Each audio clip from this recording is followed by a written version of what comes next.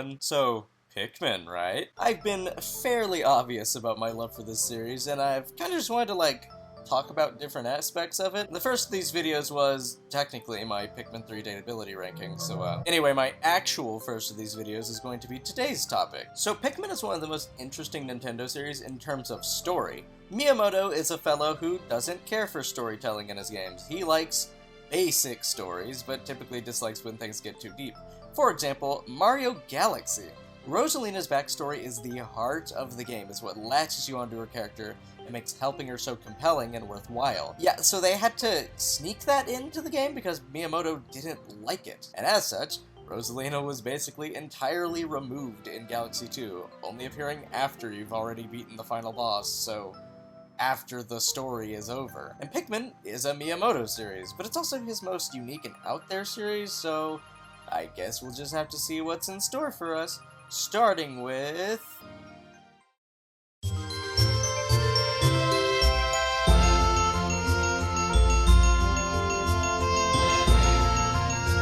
Pikmin 1 is a game I am very mixed on because I think the level design is pretty much perfect. It's just the little things that are so tedious and frustrating. Why is it such a hassle to switch between Pikmin when throwing? Why are the Pikmin so stupid? It makes all the super precise puzzles such a chore. It's not a bad game by any means, it's just one I kinda have to drag myself through, despite the fact I really wasn't having much fun with it.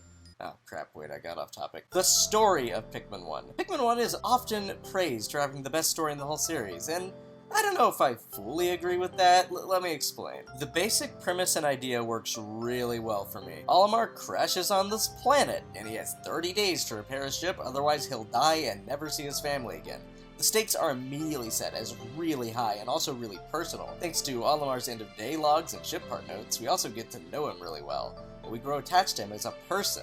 It's all very well written. It makes every milestone feel very great, and every ship part is very satisfying when you collect it, because it's one step closer to getting our lovable little spaceman back home. I also really enjoy that this is the only game to really give the Pikmin themselves a little character arc. They start the game as silly guys who can't do anything, and are the bottom of the food chain, and can't even walk across bridges. Actually, they can't really do that even by the end of the game, but whatever. But by the end of the game, they're able to defend themselves thanks to Olimar after he leaves. He leaves, and they immediately beat the crap out of a Bulborb, showing that they grew up. It's really neat. My only real issue with the story is just that, well, frankly, I think the game needed a few more reminders at what's at stake. It kinda just feels like Olimar is vibing. The urgency never quite set in for me. It feels like he's on a dangerous adventure, but his family is only mentioned a few times. Also, I know it's not this game's fault, but I really don't like Olimar's family very much, thanks to Pikmin II. We'll get there. Anyway, it is still a really good story. I dig it. It's really solid. A. Yeah. It gets an A. I'm gonna rank these like that. So, A for Pikmin 1's story. Let's talk about its world building a little bit. It's cool how even this early on in the series, there's a very clear grasp on the true nature of the Pikmin world, as well as how all its creature families worked. There's a real hierarchy with every species. It's neat. The final boss being the biggest, baddest Bulborb of them all is super cool. And the 2 or 3 hints you get to the planet really being Earth is perfect for a first game. I really like what they do with the world building here, even if it's a little less than what you get later.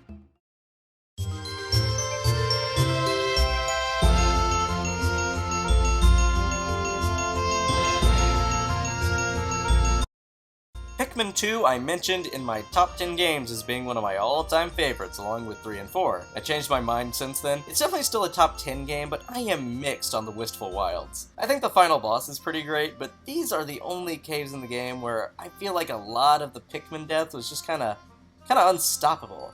It felt a little bit unfair. I still think the first 3 worlds and the whole debt collecting portion is pretty much perfect. But how is that story? So it's kind of bad, actually. Okay, the story is it's serviceable. It motivated me enough to collect the debt and even to rescue Louis. Why did we do that again? We probably just caused major problems down the road. The second Olimar returns back to Hocotate after his adventure in the first game, the president immediately sends him and Louis right back to the planet to repay the company's debt. This debt was caused by Louis, who is probably actually the devil. So here's big issue number 1 right off the bat. Olimar doesn't even get his family reunion in this game. It'd be one thing if this game actually explored that and Olimar expressed all his deep disappointment and anger at his boss. But that's big issue number 2. Olimar and Louis don't talk. Instead, we have to suffer through the commentary of the ship's AI, far and beyond the worst character in this entire franchise. I hate this stupid thing. It has the occasional funny line, but it is so irritating that we don't get to see Olimar and Louis' reaction to plot developments. Instead, this thing just screams at us. Olimar doesn't even feel like a character in this game, which is insane because he was one of the most interesting Nintendo protagonists literally 1 game ago. Louis and the President both have more personality than him, to almost the point where I wish the debt collecting part of this game was with the President and Louis. And then after that, Louis gets left behind and Olimar comes along on the mission. He gets his family reunion off screen, which would be something, and we get to do the silly money stuff with the goobers who caused this whole mess. Oh yeah, and after you repay the debt, Olimar accidentally leaves Louis behind. Oops! I at least really love the credit sequence with Louis exploring the planet. Like, seriously, I was grinning from ear to ear during this entire thing. I love Louis. So here's another issue I have, the emails. They are super funny during the first half of the game, with the President's insane escapades just being delightful to watch unfold over time. But thanks to these, we do lose Olimar's end-of-day notes, which were huge for his character development and the first game's story overall. Then, during the second half, we get the pretty iffy, to say the least, characterization of Olimar's wife. They do make an effort to fix this in later games, which is a genuinely great retcon, because, wow, this woman is kind of insufferable in this game. Again, pretty good opportunity to explore her character and her perspective on her husband being on this super dangerous planet for like an eternity, but nope. Instead, we just get a bunch of child abuse jokes. Okay. So yeah, overall, even if Pikmin II is a great game, I just really do not gel with most of the writing choices. Louis being the exclusion. He doesn't say a single word, and yet he was perfectly characterized from the start. That's pretty funny. But there is one thing worth mentioning. The world building. Well, this is the true standout of the game, thanks to a little thing called the Piklopedia. This is the only thing that gives Olimar any sort of characterization in this game. Seeing his notes on every single creature and treasure is super cool, and it gives us a unique perspective on the world. It gives us, the audience, more hints to the fact that the Pikmin planet is just a super jacked up Earth, as well as hints to Hocotation culture. Every creature has delectable descriptions too, and that's a double meaning because Louis gets in on the action, just explaining how he'd cook every creature, which is really, really funny and gives him a ton of personality. These entries are fantastic, and it almost makes it more annoying that Olimar and Louis aren't allowed to talk during the main game. Like, imagine the banter we'll never get to see. Well, I'd say Pikmin II gets a C on the story side, and I feel like that's generous.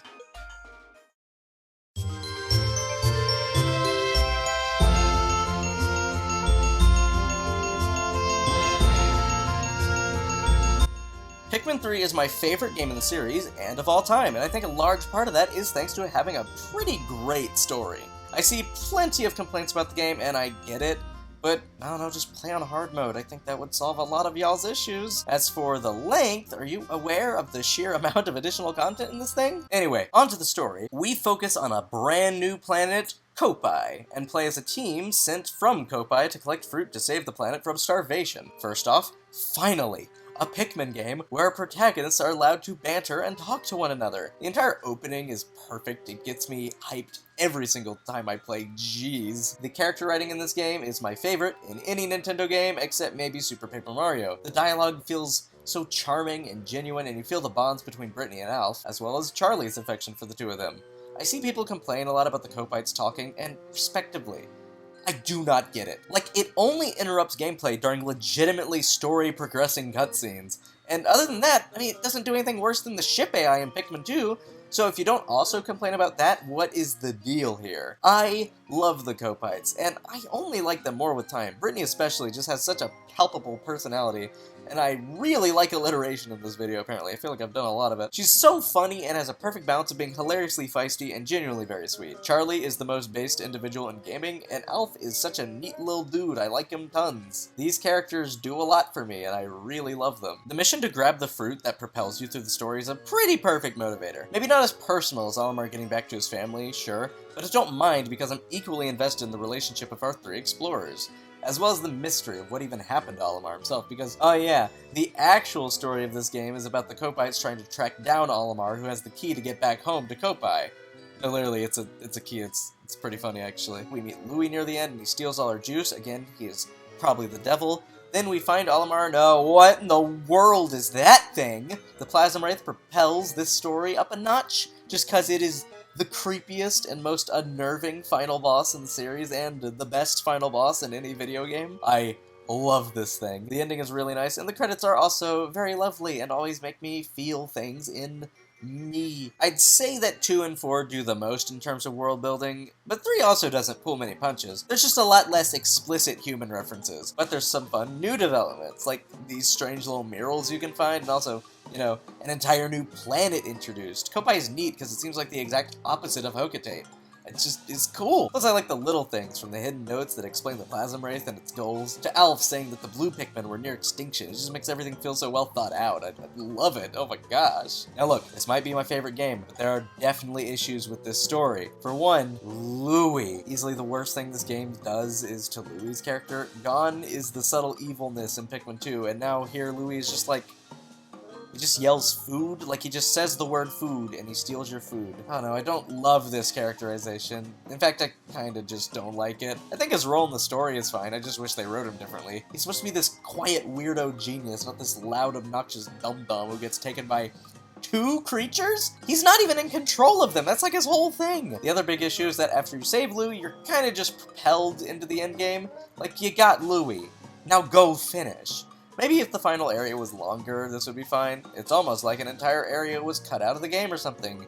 Go check out Vantage Emblem's video on Pikmin III's deleted area. It was excellent. Background noise while writing my Disney Renaissance song ranking last year. Yeah. But other than that, Pikmin III has a great story led by some of the loveliest protagonists in Nintendo's entire catalog. I think Pikmin 1's simplicity and more personal motive do work about equally well, and overall, I like them both for different reasons. They both destroy Pikmin 2 story-wise. I give it an A as well.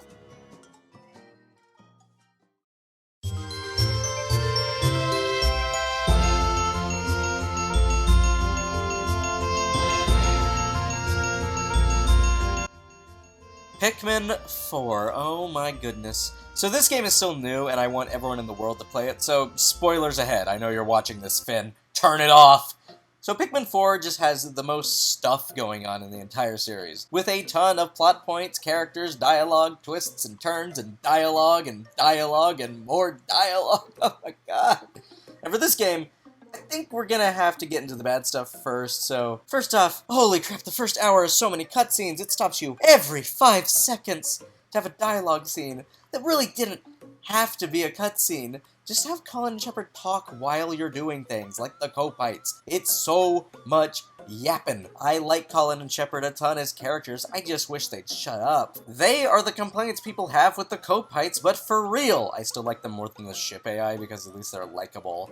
This, unfortunately, is a pretty big issue, and it is just way too much dialogue, plain and simple. That being said, after the first hour, yeah, not too much to complain about. The main plot point in this game is a strange new affliction discovered, which is dubbed leafification, where basically when a Hocotation, or regular person, is shoved into an onion, they're turned into a creepy Pikmin-like creature covered in leaves, obsessed with 2 things: strategically optimizing time, and also turning more people into leaflings. That is a wacky as heck fun concept. The mission to save Olimar is really fun because, oh shoot, he's the leader of the Leaflings, something that was foreshadowed in the Pikmin 1 bad ending, which is a really cool hook for the game, seeing what actually happened story-wise if that ending happened. The plot progression during the first half of the game is pretty much perfect, with you rescuing your fellow Rescue Corps officers and encountering Evil Mar over and over, until you defeat him and cure him. There's also the rescuing of the castaways, which, okay. So, like, over a year before the game was revealed, I was talking with my brother, go subscribe to his channel, about potential Pikmin 4 ideas, and I mentioned, what if you were, like, a rescue officer, and you had to save all these stranded castaways and build up a base camp. So I called it. It was a fantastic idea. I got some details wrong, but like still. So yeah, you save Olimar, get a lovely ending. Then oh my gosh, of course he's here. So yeah, Louis, surprise. He's the main villain of this game. And y'all, he's back. This is how Louis should be. He's just this quiet creep with the abilities of a chaos god. And once again, he's back to being in complete control of the creatures around him. His strange influence with animals is terrifying, and I'm so glad he was written well. We even get some new hints to his true goals with him wanting to live on the Pikmin planet, which makes him a far sadder antagonist than we previously thought. I don't know, I love everything about Louis in this game, oh my gosh. There's also Olimar's shipwreck tale, which is great. And hey, don't you forget about that leafification thing, because that is still your driving force, because darn it, Ochi, your doggy dog, has been afflicted, and you can't leave this planet unless he's cured with the help of the Kopite crew. Well, it's a new Kopite crew built up of relatives from the OG Pikmin III crew that were like simply mentioned before. That's fun. This gives you a personal motive because Ochi has been your steadfast partner through the entire game, so saving him is very much worthwhile. Plus, each castaway is really well written. I especially love Dalmo and this high school creature. I met high school teacher, oh my god. They're both adorable. The rescue corps all have distinct personalities and are all very likable. Except Dingo, this guy sucks. Yanni is terrifying and I love him. And yes, sure, you the player don't get any dialogue. But to be honest, the other characters have it covered, like come on. The credits got me choked up hard thanks to the gorgeous song, which is the single best music track to describe the entire Pikmin series ever, I think. As for the world building, holy yeah, this is on Pikmin II's level. Piklopedia is back with even more notes from 3 super distinct characters, that being Olimar, Louis, and Dalmo. Plus, there's so many new planets, so much new lore on the Pikmin universe. The most explicitly Earth the Pikmin planet has ever been, like it's just Earth. I know people are mixed on this, and I do get it, but I'm running around a house, and that's the coolest thing in the world, are you kidding me? I don't know, this is basically everything I could want in a Pikmin story. It does literally everything that the previous games did right and combines them all to tell what is far and beyond the best story in the series. And I think I can forgive that relatively irritating first hour as a result. Pikmin IV gets an A+. So that's all of them. Overall, in conclusion, the Pikmin series is just really unique in terms of story. Each game does something totally different, with the only recurring idea being crashing onto the planet, and even this changes. In Pikmin 3 and 1, sure, you crash, but in 2, you only have a teeny crash, and in 4, you're the only person in the universe who doesn't crash. That's a really funny twist, by the way. I just hope this series grows and continues to expand on the unique world they've crafted here, introduce more layered and lovable characters, and just keep being unabashedly itself. See you in tomorrow's Nintendo Direct, where they announce that they'll be developing a game based off me.